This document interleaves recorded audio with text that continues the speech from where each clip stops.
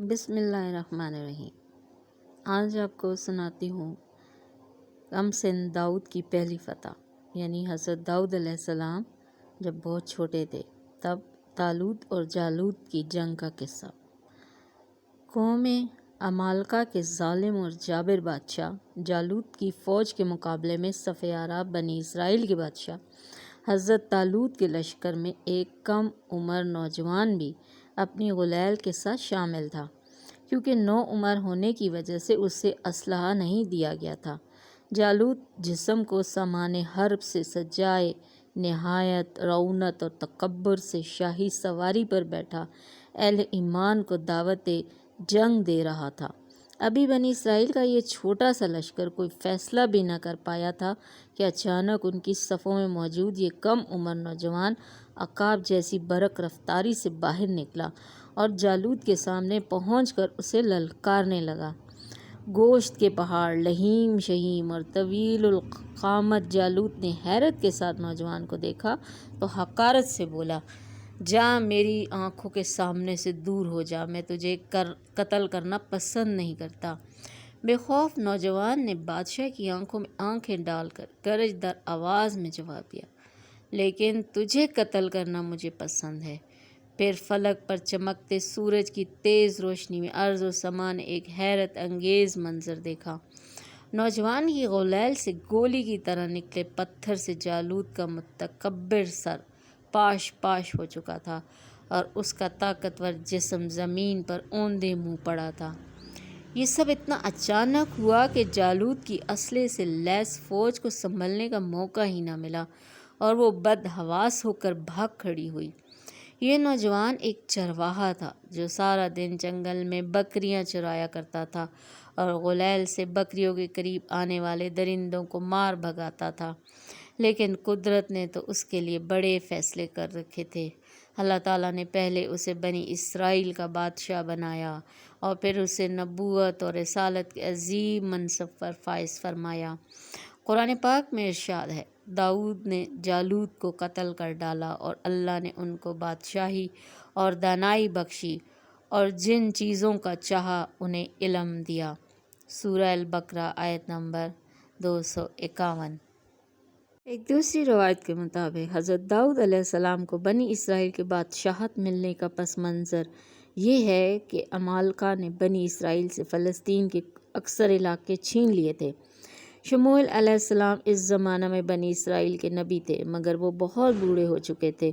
ان کے زمانہ میں جب عمالقہ کی دست درازیاں بڑھتی گئیں تو بنی اسرائیل نے ان سے درخواست کی کہ دشمنوں سے مقابلے کے لیے ہم پر ایک بادشاہ مقرر کر دیں تاکہ ہم ان کے ساتھ مل کر جہاد کریں اور اپنے علاقے واپس لیں۔ تو ان کی درخواست پر حکم الہی کے مطابق حضرت شموئیل علیہ السلام نے قبیلہ بنیامین کے 30 سالہ نوجوان طالوت کو ان پر بادشاہ مقرر کر دیا، اور طالوت کی بادشاہت کی نشانی کے طور پر فرشتوں کے ذریعے وہ تابوت سکینہ بنی اسرائیل کو واپس مل گیا، جس میں تورات کا اصل نسخہ اور حضرت موسیٰ علیہ السلام اور ہارون علیہ السلام کی دیگر یادگاریں تھیں، جسے عمالقہ چھین کر لے گئے تھے۔ طالوت بادشاہ بننے کے بعد بنی اسرائیل کا لشکر لے کر جہاد پر نکلے۔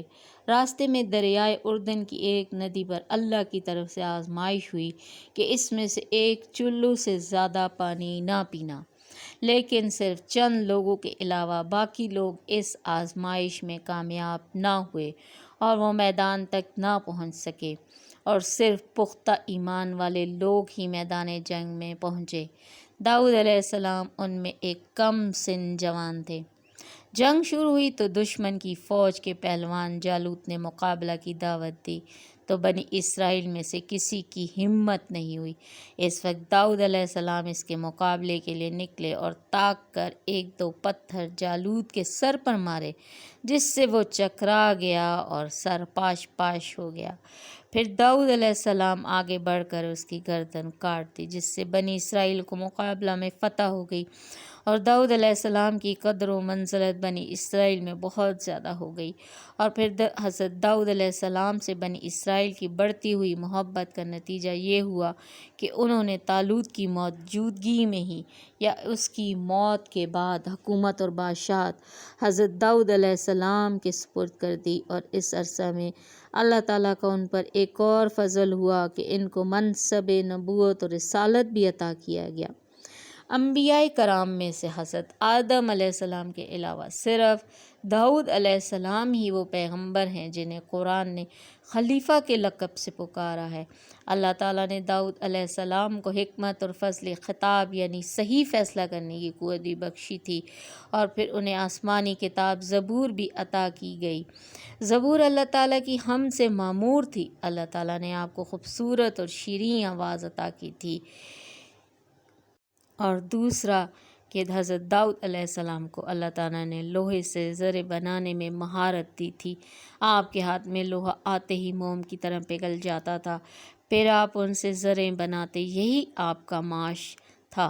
اللہ تعالیٰ نے حضرت داؤد علیہ السلام اور ان کے فرزند حضرت سلیمان علیہ السلام کو پرندوں کی بولیاں بھی سکھائی تھیں۔ قرآن پاک میں حضرت داؤد علیہ السلام کا ذکر 16 مرتبہ آیا ہے۔ قرآن کریم کی 9 سورہ مبارکہ، سورہ البقرہ، سورہ النساء، سورہ المائدہ، سورہ الانعام، سورہ الاسراء، سورہ الانبیاء، سورہ نمل، سورہ سبا، سورہ صاد میں 16 مقامات پر حضرت داؤد کا ذکر آیا۔ بعض صورتوں میں تفصیل سے اور بعض میں مختصر طور پر ان کے حالات بیان کیے گئے، اور ان پر نازل کردہ کتاب زبور کا 3 صورتوں میں ذکر ہے۔ اللہ تعالیٰ سورہ انبیاء میں فرماتے ہیں کہ ہم نے پہاڑوں کو داؤد کے لیے مسخر کر دیا کہ وہ ان کے ساتھ تسبیح کرتے تھے، اور جانوروں کو بھی مسخر کر دیا۔ آیت نمبر 79۔ نیز سورہ صاد میں ارشاد ہے، ہم نے پہاڑوں کو ان کے زیر فرمان کر دیا تھا کہ صبح و شام ان کے ساتھ اللہ کی تسبیح کیا کرتے تھے، اور پرندوں کو بھی کہ جمع رہتے تھے اور سب ان کے فرما بردار تھے۔ آیت نمبر 19۔ اب چلتے ہیں آخری حصہ حضرت داؤد علیہ السلام کی وصال کے واقعے کی طرف۔ ابو ہریرہ رقم طراز ہے، نبی پاک صلی اللہ علیہ وسلم نے ارشاد فرمایا، عالم بالا میں جب آدم علیہ السلام کی صلب سے ان کی ذریت کو نکال کر پیش کیا گیا تو انہوں نے ایک خوبصورت چمکتی ہوئی پیشانی والے شخص کو دیکھ کر دریافت کیا، پروردگار یہ کون شخص ہے؟ جواب ملا، تمہاری ذریت میں سے بعد میں آنے والی ہستی داؤد علیہ السلام ہے۔ حضرت آدم علیہ السلام نے عرض کیا، اس کی عمر کیا مقرر کی گئی ہے؟ ارشاد ہوا کہ 60 سال۔ آدم علیہ السلام نے عرض کیا، الہی میں اپنی عمر کے 40 سال اس نوجوان کو بخشتا ہوں۔ مگر جب حضرت آدم علیہ السلام کی وفات کا وقت آ پہنچا تو آدم علیہ السلام نے ملک الموت سے کہا، ابھی تو میری عمر کے 40 سال باقی ہیں۔ فرشتہ بولا، آپ بھول گئے، آپ نے اس قدر حصہ اپنے ایک بیٹے داؤد علیہ السلام کو بخش دیا ہے۔ داؤد علیہ السلام جب گھر سے باہر جاتے تو دروازے بند کر کے جاتے، اور کوئی بغیر اجازت گھر میں داخل نہ ہو سکتا تھا۔ ایک روزہ باہر تشریف لے گئے، اچانک ان کی ایک زوجہ محترمہ نے دیکھا کہ گھر کے درمیان میں ایک صاحب کھڑے ہیں، حیران ہوئی، دیگر اہل خانہ کو بلایا، اتنے میں داؤد علیہ السلام باہر تشریف لائے۔ اجنبی کو گھر میں بلا اجازت کھڑے دیکھا تو پوچھا کہ تم کون ہو اور بند دروازے سے کیسے اندر آ گئے؟ اس نے کہا، جب مجھے آنا ہوتا ہے تو کوئی دروازہ، کوئی رکاوٹ نہیں رہتی، اور نہ ہی کسی کا بلند رتبہ میرے پیش نظر ہوتا ہے۔ داؤد علیہ السلام جان گئے کہ ملک الموت آن پہنچا ہے، اور یہی وقت مرگ ان کے نصیب میں لکھا ہے۔ یہ بہت مبارک ہفتے کا دن تھا، آپ نے جان جانے آفرین کے سپرد کی۔ حضرت داؤد کے زمانے میں ہفتے کا دن مبارک تھا، جیسے اب ہمارا جمعے کا دن ہے۔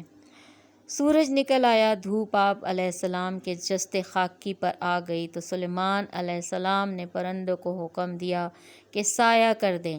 تمام پرندوں نے اس طرح پر پھیلائے کہ چھاؤں ہو گئی، بلکہ اندھیرا محسوس ہونے لگا۔ آپ علیہ السلام کا مدفن صیہون میں ہے، جہاں آپ کے آب و اجداد بھی مدفون ہیں۔